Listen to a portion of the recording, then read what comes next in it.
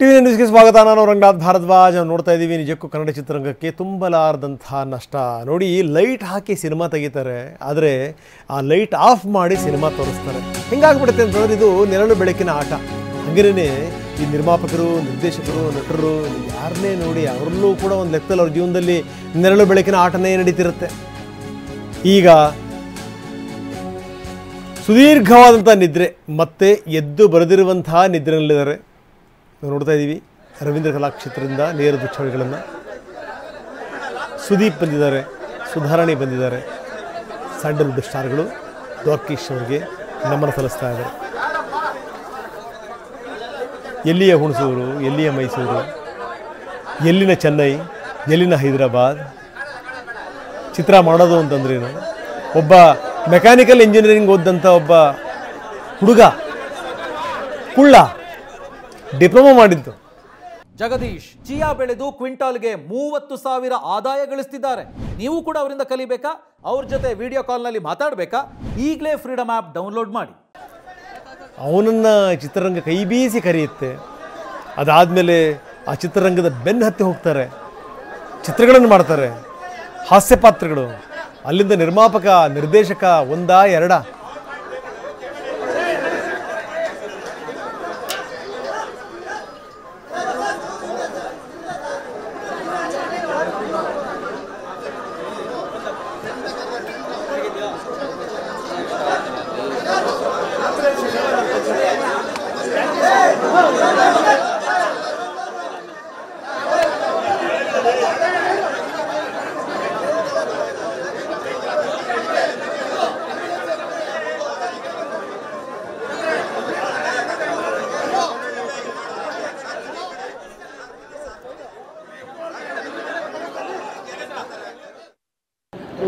Dwarakish uncle ಜೊತೆ ನನ್ನ ಒಂದು ರಿಲೇಶನ್ಶಿಪ್ ನಿನ್ನೆ ಮೊನ್ನೆದಲ್ಲ.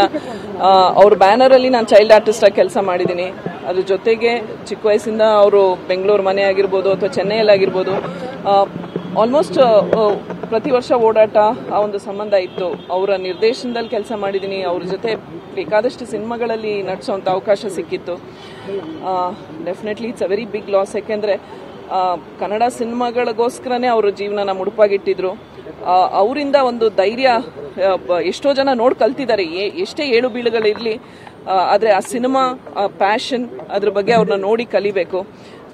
ಎಂತೆಂಥ ಒಳ್ಳೊಳ್ಳೆ ಸಿನಿಮಾಗಳು ಕೊಟ್ಟಿದ್ದಾರೆ. ಅವರ ಸಿನಿಮಾದಲ್ಲಿ ಇದ್ದಂಥ ಹಾಡುಗಳು ಎಲ್ಲಾನು ಇವತ್ತಿಗೂ ಮರೆಯಲಾಗದಂಥ ಹಾಡುಗಳು. ಇವತ್ತು ಅವ್ರನ್ನ ಕಳ್ಕೊಂಡು ನಿಜವಾಗ್ಲೂ ನಾವೆಲ್ಲರೂ ಅನಾಥರಾಗಿದ್ದೀವಿ. ಈ ಥರ ಹಿರಿಯರು ಒಬ್ಬರೊಬ್ಬರೇ ಹೋಗ್ತಾ ಇದ್ದಾರೆ. ನಮ್ಮ ಮುಂದೆ ನಮಗೆ ಮಾರ್ಗದರ್ಶನ ನೀಡೋರಾಗ್ಲಿ ಅಥವಾ ಹೀಗಿರಬೇಕು, ಈ ಒಂದು ಎಕ್ಸಾಂಪ್ಲರಿ ವ್ಯಕ್ತಿನೇ ಇವತ್ತು ನಮ್ಮ ಜೊತೆಗಿಲ್ಲ. It's very unfortunate. ಸುಧಾರಾಣಿ ಅವರು ಹೇಳಿದಂಥ ಮಾತು ಅಕ್ಷರಶಃ ನಿಜ. ಯಾಕಂದರೆ ಇನ್ಯಾರ ಮಾರ್ಗದರ್ಶನ ಮಾಡಬೇಕು? ಯಾಕಂದರೆ ಈ ಕನ್ನಡ ಚಿತ್ರರಂಗದಲ್ಲಿ ಅವ್ರು ಬೆಳೆದಂಥ ರೀತಿ ಇತ್ತಲ್ಲ ನೋಡಿ. ಒಂದು ಆಕಾರ ಇರಲಿಲ್ಲ. ಬಿಡಪ್ಪ ಏನೋ ಹೈಟ್ ಇಲ್ಲ, ಬಿಡಪ್ಪ ಭಾರಿ ಸ್ಮಾರ್ಟ್ ಇಲ್ಲ. ಹೀಗಾಗೇ ಈ ಕುಳ್ಳ ಏಜೆಂಟ್ 000 ಬರುತ್ತಲ್ಲ, ಯಾಕೆ 000 ಅಂತ ಇಟ್ರಿ ಅಂತಂದರೆ ಈ ಕುಳ್ಳ ಕೊಟ್ಟಂಥ ಎಕ್ಸ್ಪ್ಲೇಷನ್ ಇದು. ನೋಡಿ, ನನಗೆ ಏನೇ ಇಲ್ಲ, ನನಗೆ ಸ್ಟಾರ್ಡಮ್ ಇಲ್ಲ, ಸ್ಟಾರ್ಗಿರಿ ಇಲ್ಲ, ನಾನು ಹೈಟ್ ಇಲ್ಲ, ಸ್ಮಾರ್ಟ್ ಇಲ್ಲ, ಬಿಡಪ್ಪ ನಾನು ಸೆಳಿತೀನಿ ಅನ್ನುವಂಥ ಯಾವುದೂ ಇಲ್ಲ. ಎಲ್ಲ 000. ಅದಕ್ಕೋಸ್ಕರ ನಾನು ಕುಳ್ಳ ಏಜೆಂಟ್ 000 ಅಂತ ಇಟ್ಟಿದ್ದೀನಿ ಅಂತ. Super hit cinema. ಏನು ಸಾಮಾನ್ಯ ಸಂಗತಿನ? ಬರೀ ಹಿರಿಯ ನಟ ದೇವರಾಜ್ ಮಾತಾಡಿದ್ದಾರೆ, ಏನು ಹೇಳ್ತಾರೆ ನೋಡೋಣ. ಸಹಜವಾಗಿ ಅವ್ರಿಗೆ ಒಬ್ಬೊಬ್ರು ಒಂದೊಂದು ರೀತಿ ಪರಿಚಯ ಆಗಿರ್ತಕ್ಕಂಥದ್ದು. ನಿಮಗೆ ಹೇಗೆ ನೆನಪಾಗ್ತಾರೆ ದ್ವಾರಕೀಶ್ ಸರ್? ನಮಗೆಲ್ರಿಗೂ ಅವರು ಕಲಾವಿದರಾಗಿ ಪರಿಚಯ, ಅದಲ್ಲದೆ ನಿರ್ಮಾಪಕರಾಗಿ, ನಿರ್ದೇಶಕರಾಗಿ ಪರಿಚಯ. ಅವರು ನಿರ್ಮಾಣದಲ್ಲೂ ಕೆಲಸ ಮಾಡಿದ್ದೀನಿ, ಅವರ ನಿರ್ದೇಶನದಲ್ಲೂ ಕೆಲಸ ಮಾಡಿದ್ದೀನಿ. ಒಂದು ಅದ್ಭುತ ಸಾಧನೆ ಮಾಡಿದಂಥ ವ್ಯಕ್ತಿ ಕನ್ನಡ ಚಿತ್ರರಂಗಕ್ಕೆ. ಕನ್ನಡ ಚಿತ್ರರಂಗ ಇಷ್ಟು ಉನ್ನತ ಮಟ್ಟ ಬೆಳೆಯೋದಕ್ಕೆ ಅವರ ಕಾಂಟ್ರಿಬ್ಯೂಷನ್ ತುಂಬಾ ಇದೆ, ಅದ್ರ ಬಗ್ಗೆ ಅನುಮಾನನೇ ಇಲ್ಲ. ಅವರು ಚಿತ್ರರಂಗದಲ್ಲಿ ಬಹಳ ಉತ್ತುಂಗ ಮಟ್ಟದನ್ನು ಕಂಡಿದ್ದಾರೆ, ಕಷ್ಟಕಾಲಗಳನ್ನು ಕಂಡಿದ್ದಾರೆ, ಎಲ್ಲ ಅನುಭವಗಳು ಪಡೆದಂಥ ಒಬ್ಬ ವ್ಯಕ್ತಿ. ಇವತ್ತು ಅವರು ಸಂಪೂರ್ಣವಾಗಿ ಅವರು ಜೀವನ ಜೀವಿಸಿದ್ದಾರೆ. ಕೊನೆವರೆಗೂ ನಗನಗ್ತಾನೆ ಸಂತೋಷವಾಗಿ ಜೀವನ ಜೀವಿಸಿದ್ದಾರೆ. ನಾವೆಲ್ಲರೂ ಅವ್ರನ್ನ ಸಂತೋಷವಾಗಿ ಕಳಿಸ್ಕೊಡ್ಬೇಕು ಅಂತ. ಎಲ್ಲ ವರ್ಗದ ನಿರ್ದೇಶಕರ ಜೊತೆ ಕೆಲಸ ಮಾಡಿದಿರಿ, ನಿರ್ಮಾಪಕರುಗಳ ಜೊತೆ ಕೆಲಸ ಮಾಡಿದರೆ ಅವರ ಶೈಲಿ ಮತ್ತು ಅವರ ಸಿನಿಮಾ ಪ್ರೀತಿಸುವಂಥ ದಿನಗಳ ಬಗ್ಗೆ ಹೇಳುವಂಥದ್ದು. ಅವರು ಬಹಳ ಅದ್ಭುತವಾಗಿ ತಮ್ಮ ಸಿನಿಮಾನ ಪ್ರೀತಿಸ್ತಾ ಇದ್ದರು. ಎಷ್ಟೇ ಕಷ್ಟ ಆದರೂ ಆ ಸಿನಿಮಾಗೆ ನ್ಯಾಯ ಒದಗಿಸೋದಕ್ಕೆ ಅವ್ರ ಹತ್ರ ದುಡ್ಡಿಲ್ಲದೆ ಇದ್ರು ಸಾಲ ಮಾಡಿ ಆದರೂ ಆ ಸಿನಿಮಾಗೆ ನ್ಯಾಯ ಒದಗಿಸ್ತಾ ಇದ್ರು. ಅಷ್ಟೊಂದು ಪ್ರೀತಿ ಅವ್ರಿಗೆ ಸಿನಿಮಾ ಬಗ್ಗೆ. ಕಷ್ಟ ಕಾಲದಲ್ಲಿದ್ದಾಗಲೂ ಅವ್ರ ಜೊತೆ ಮಾತಾಡಿದಾಗ ಯಾವುದಾದ್ರು ಕಥೆಗಳ ಬಗ್ಗೆ ಡಿಸ್ಕಸ್ ಮಾಡಿದಾಗ ಮಾಡೋಣ ಬಿಡೋ ಅಂತ ಧೈರ್ಯ ಯಾವತ್ತೂ ಇತ್ತು ಅವ್ರಿಗೆ. ಆ ಸಾಹಸಿ ಅಂತಲೇ ಹೇಳ್ಬೋದು ಅವ್ರನ್ನ. ಸರ್, ಈಗ ಬದುಕಲ್ಲಿ ಏರುಪೇರು ಕಂಡಂಥವ್ರು, ಸಿನಿಮಾ ಜಗತ್ತಿನಲ್ಲಿ ಏರುಪೇರು ಕಂಡಂಥವ್ರು ಸರ್, ಅವ್ರ ಬಗ್ಗೆ ಹೇಳಿ. ಅದೇ ಹೇಳೋದಲ್ಲ, ಅವರು ಚಿತ್ರರಂಗದ ಭಾಳ ಉತ್ತುಂಗ ಮಟ್ಟದಲ್ಲೂ ಇದ್ದವರು, ಕಷ್ಟ ಕಾಲಗಳನ್ನು ಕಂಡವರು, ಅವರು ಎಲ್ಲ ಅನುಭವಗಳು ಪಡೆದಂಥ ಒಬ್ಬ ಇದು. ಅವ್ರನ್ನ ಮಾರ್ಗದರ್ಶನ ಹಿಡ್ಕೊಂಡು ನಾವು ಮುಂದುವರಿಬೇಕು. ಈ ಹುಣಸೂರು ಕೃಷ್ಣಮೂರ್ತಿಯವರ ಚಿತ್ರದಲ್ಲಿ ಮೊದಲ ಶೂಟಿಂಗ್ ಅವ್ರದ್ದು ಭಾಳ ಅದ್ಭುತವಾದಂಥ ಕಥೆ ಇದು. ಯಾವ ರೀತಿ ಅಂತಂದರೆ, ಈ ಮೊದಲು ಒಂದು ಸಿಂಹಾಸನ ಏರಿಸ್ತಾರೆ, ಅದಾದಮೇಲೆ ಸಿಂಹಾಸನ ಇಳಿಸ್ತಾರೆ.